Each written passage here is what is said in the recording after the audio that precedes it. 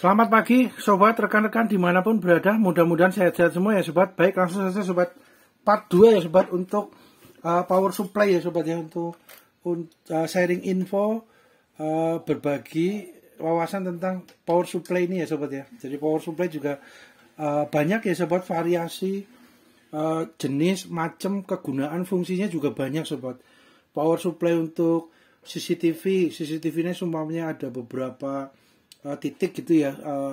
Beliau biasanya pakai adaptor satu-satu gitu ya sobat. Adaptor bisa juga dikonversi, dirubah menggunakan power supply tapi untuk beberapa titik jadi adaptornya dikonversi, diganti dengan power supply sehingga penggunaan adaptornya tidak satu CCTV satu adaptor ya, bahasa sederhananya seperti itu ya sobat. Jadi kemudian ada namanya power supply yang kotak, bentuknya kecil, kotak ya, lebih kecil daripada yang untuk CCTV gitu ya sobat, untuk komputer ini ya sobat. Jadi lebih kecil, itu juga kapasitasnya, voltase maupun ampernya juga variasinya banyak ya sobat. Moga disesuaikan dengan kebutuhan. Jadi variasi power supply itu memang variasinya banyak sobat. Ada lagi juga untuk power supply yang MBR itu beliau bentuknya kotak gitu ya sobat ya, mirip dengan sebesar ini tapi lebih gede lagi ya daripada yang mekanik ICAP 8S itu. Beliau voltase dan ampernya itu bisa ada tombolnya untuk disesuaikan dengan sampai kapasitas tertentu sesuai dengan kapasitasnya MBR. Itu juga ada sobat. Nah, cuma kan bentuknya kecil, tidak ada biasanya display dari LED gitu ya, digital gitu ya, dari lampu LED gitu ya. Nah, sedangkan yang power supply seperti ini kan ada LED-nya, ada jarum ampernya, ada jarum voltasenya. Nah, biasanya kalau untuk aplikasi yang alat bantu kerja servis handphone maupun elektronik maupun laptop gitu ya. Laptop itu biasanya kapasitas untuk power supply-nya itu lebih besar ya sobat ya. Ini kalau yang ini biasanya kami gunakan untuk handphone gitu ya sobat, sama elektronik yang kecil ya, yang voltase maupun ampernya kecil, sesuaikan dengan kapasitas dari power supply ini. Nah itu kalau MBR kan hanya LED itu ya sobat, jadi lampu LED digital pembacanya ya, layarnya. Sedangkan yang power supply ini ada jarumnya ini. Jarum ini juga membantu gitu ya sobat, ketika kita melihat menganalisis maupun mengkaji lebih dalam untuk kerusakan apa yang ada di handphone. Untuk jarum ini kan juga bergerak, itu biasanya juga membantu sobat. Jadi lebih lengkap lah ya, istilah lebih sederhananya gitu ya sobat. Jadi power supply yang seperti ini lebih lengkap, jadi ada jarum ampernya maupun LED-nya untuk ininya. Jadi ini juga membantu ya sobat, ketika jarumnya naik terus turun, atau jarum ampernya tidak bergerak, atau mungkin naik berapa ampere konsumsi arusnya yang dikonsumsi oleh mesin handphone itu nanti juga akan lebih mempermudah kita mencari komponen mana yang rusak gitu ya sobat ya. Jadi masing-masing komponen IC power maupun MMC atau apapun yang ada di dalam mesin handphone itu biasanya punya indikasi parameternya, kerusakannya terlihat di ampere ini, yaitu akan lebih dalam ya sobat pengkajiannya ya. Kita harus banyak belajar juga ya, terus belajar bisa jadi istilahnya bahasanya kulino gitu sobat. Nanti kalau semua sudah kulino, sudah expert, sudah profesional, dengan naik turunnya ampere ini di angka berapa atau gejalanya naiknya seperti apa, itu nanti akan mengindikasikan biasanya kalau seperti ini kenaikan ampernya atau jarum ampernya berubah seperti ini, naik turunnya itu biasanya ini komponen semisal gitu ya sobat, kemungkinan di IC powernya atau apa, itu nanti akan terlihat dari pergerakan jarum ampere ini sobat. Jadi walaupun terlihat boleh dibilang yang jarum ampere ini kan ya kemungkinan gitu ya sobat, ini memang sudah cukup lama juga ya, sudah dari zaman dulu kan ini selalu ada terpakai dengan bentuk yang jarum ini. Namun menurut kami juga tetap relevan ya sobat ya, tetap relevan sampai istilahnya tidak lekang oleh waktu gitu ya sobat ya, karena dengan jarum ini memudahkan kita secara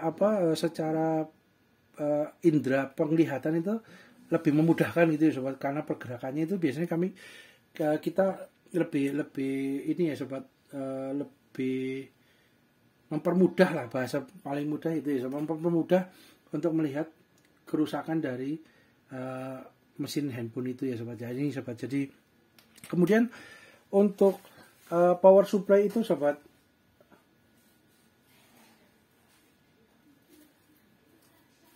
fungsinya juga untuk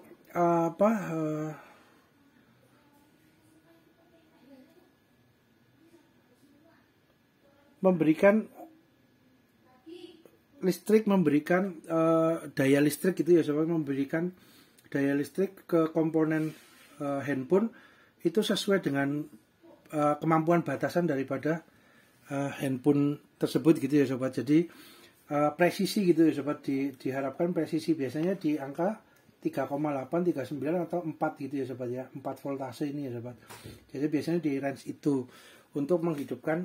Nanti kita coba ya sobat ke handphone, ke ini kita juga coba, bisa juga ke lampu LED gitu ya sobat. Bisa juga nanti kita aplikasikan ke ini sobat, ke lampu kita untuk ngecek dari lampu-lampu di sini mana yang posisinya masih hidup maupun yang sudah rusak gitu ya. Coba contohnya ini sobat, ini biasanya kalau ada tanda hitam ini LED ini biasanya mati sobat. Nah, dari keseluruhan ini mungkin yang mati hanya ini sobat, tapi karena mungkin rangkaiannya saling terhubung, jadi ketika ini mati satu LED ini, arus listrik yang dari LED ini ke sini tidak nyambung, akhirnya lampu bohlam LED-nya ini mati gitu ya sobat. Tapi sebenarnya kemungkinan kalau tidak komponen yang lain di dalam sini, elektronik komponen di sini masih oke semua, terus jalur istilahnya jalur tembaganya gitu ya, jalur feedbacknya gitu ya, atau jalur listriknya masih oke semua, hanya terkendala di lampu LED ini.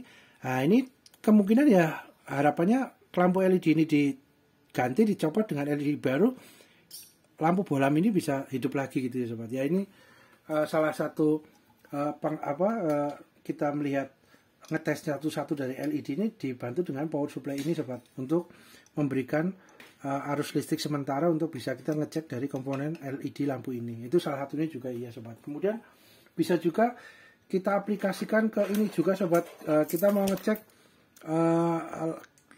kipas kecil ini ya sobat ya. Ini kipasnya berapa nih sobat? Untuk ininya konsumsinya berapa ini? Konsumsi listriknya adalah berapa nih sobat? Oh ini sobat, DC 5 volt sobat. Jadi DC fan, DC 5 volt.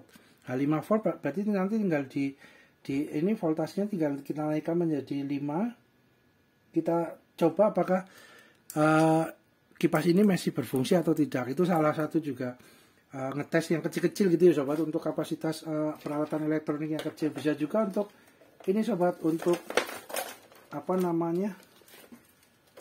ngecek ini juga sobat, lampu LED kecil, lampu LED yang seperti ini juga kita bisa ngecek sobat. Jadi sebelum diaplikasikan dipakai, digunakan, kita cek dulu masih hidup apa, nyala apa enggak gitu, untuk lampu LED yang satuan maupun yang model seperti ini ya sobat ya. Nah ini juga bisa juga ya sobat, kita cek apakah masih nyala atau enggak dengan bantuan power supply ini sobat.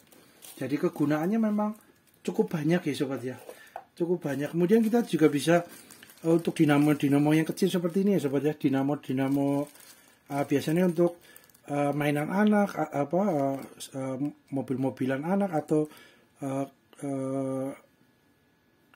komponen elektronik lainnya gitu ya yang menggunakan dinamo model kecil ini juga masih bisa kita cek sobat dengan power supply ini dengan dinamo yang kecil ini. Kita bisa cek apa dinamo ini masih hidup atau mati gitu ya, atau kumparan di dalamnya sudah rusak, putus kawatnya, atau masih berjalan. Karena kan dari listrik power supply yang sementara kita coba, kalau semuanya kumparan di dalamnya masih oke, beliau kan teraliri oleh listrik, kemudian dari komponen kumparan itu, lilitan dari kawat tembaga itu nanti menghasilkan medan magnet. Lah di sini ada magnet dua, akhirnya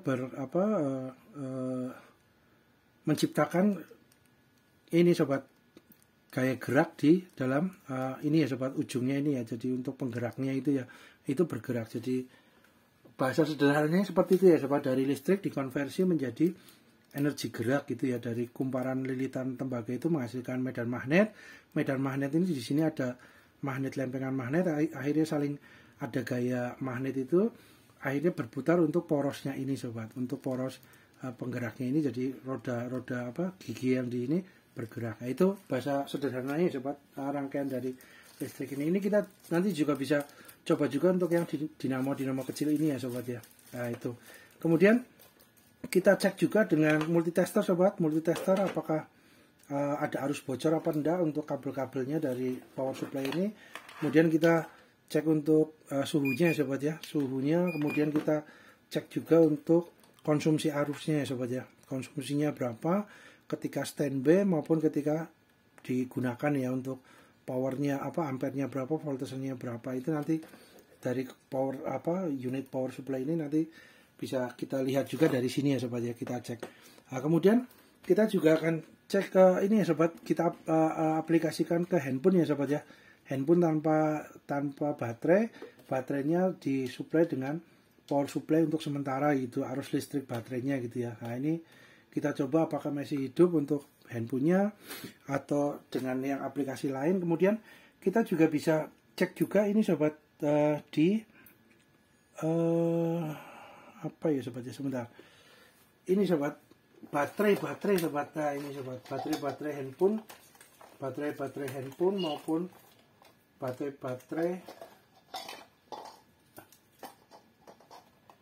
Nah ini sobat, baterai handphone juga kita bisa cek juga dengan multitester ini ya sobat, untuk tes voltasenya tinggal berapa atau masih ini. Nah, kemudian kita juga bisa mengetes untuk ini sobat, baterai gitu ya sobat ya. Nah ini baterai yang voltasenya tinggal berapa, ini nanti kita bisa tes juga dengan alat bantu power supply, pengetes alat bantu kerja servis ini ya sobat. Ini juga bisa kita ketahui sobat untuk ininya. Nah kemudian untuk ini sobat, untuk lampu ya juga bisa juga ya, lampunya juga ada juga yang seperti ini ya sobat.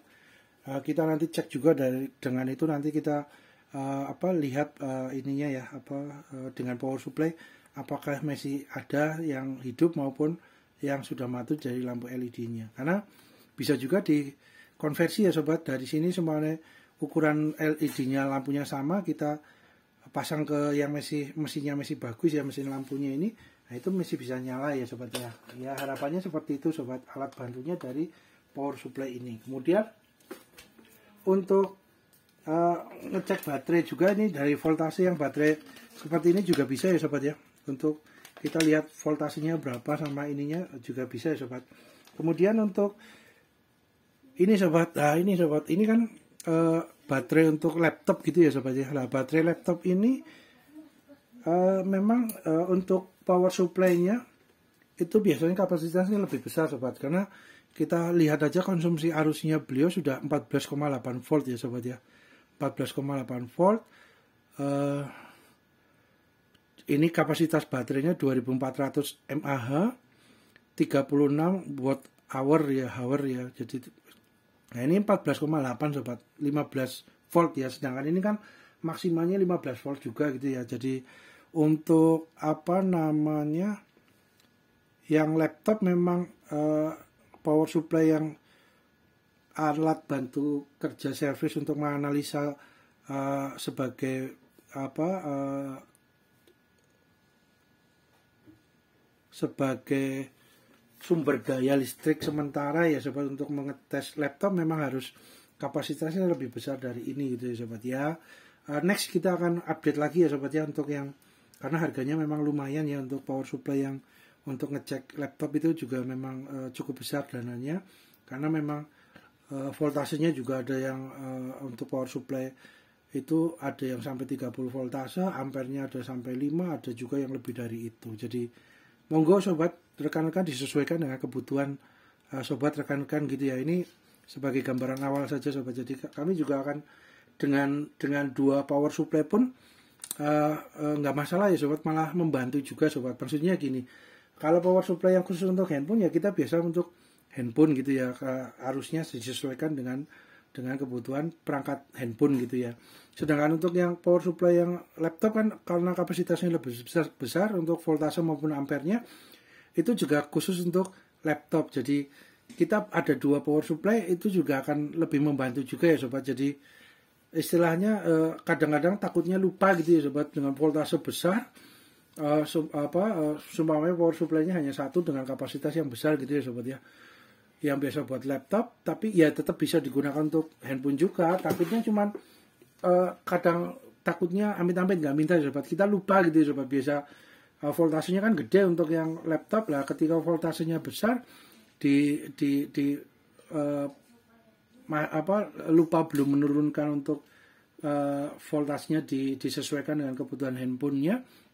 Takutnya handphonenya voltasenya lebih besar, takutnya malah mesin handphonenya ini ya sobat jadi rusak gitu ya, jadi overload gitu ya untuk kapasitas dari daya listrik yang masuk gitu ya. Jadi memang menurut hemat kami ya seyogianya memang punya dua ya sobat, baik untuk yang laptop khusus, untuk yang handphone khusus, karena voltasenya memang berbeda cukup jauh ya sobat. Jadi lebih aman lah, kita juga nggak mudah lupa gitu ya.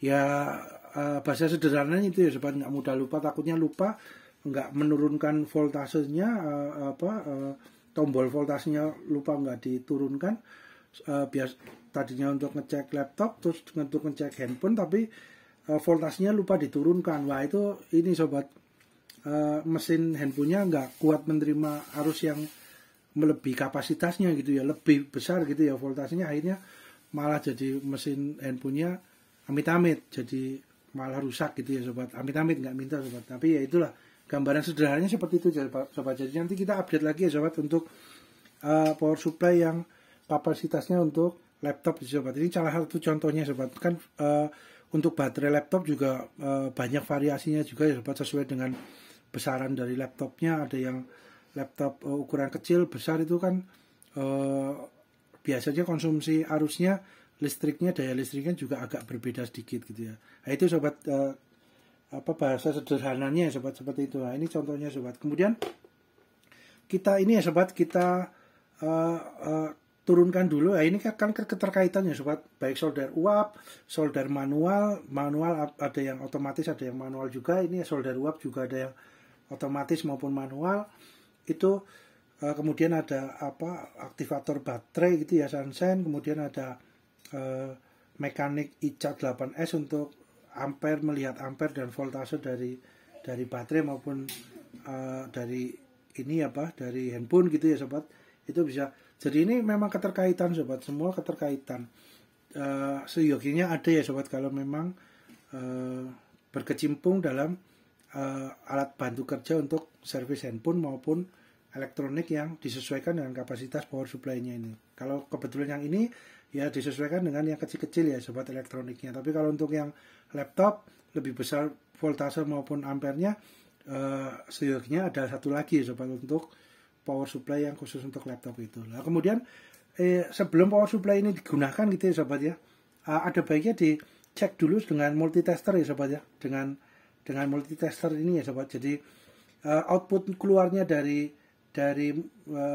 power supply ini istilahnya ditera gitu ya sobat, dicek apakah sesuai gitu ya sobat, yang output tertulis di lampu LED ini maupun di jarum voltase ini, itu apakah sesuai dengan yang keluar listriknya, dayanya gitu ya sobat, supaya lebih presisi, lebih safety gitu ya sobat ya.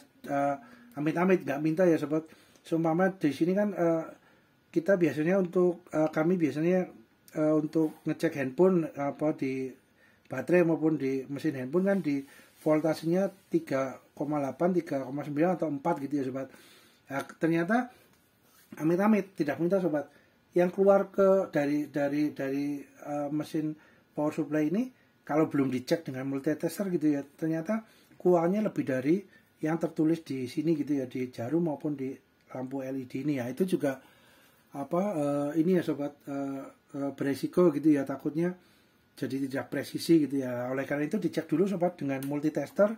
Ini ada, kebetulan kami adanya ini ya, multitester analog ada, yang digital ada, yang digital clamp meter tang ampere juga ada. Kita akan cek ya sobat, mudah-mudahan sesuai sama baik arus daya listrik yang keluar dari kabelnya ini untuk pengecekan alat bantu servis handphone, mau arus listrik yang keluar maupun dari LED display ini maupun dari jarum, itu sesuai semua. Harapannya itu sobat. Jadi kalau sudah dicek dengan multitester lebih nyaman lagi ya sobat, lebih percaya diri lah, lebih pede gitu sobat. Kita juga akan cek dengan test pen semua kabel-kabelnya ada yang bocor apa enggak.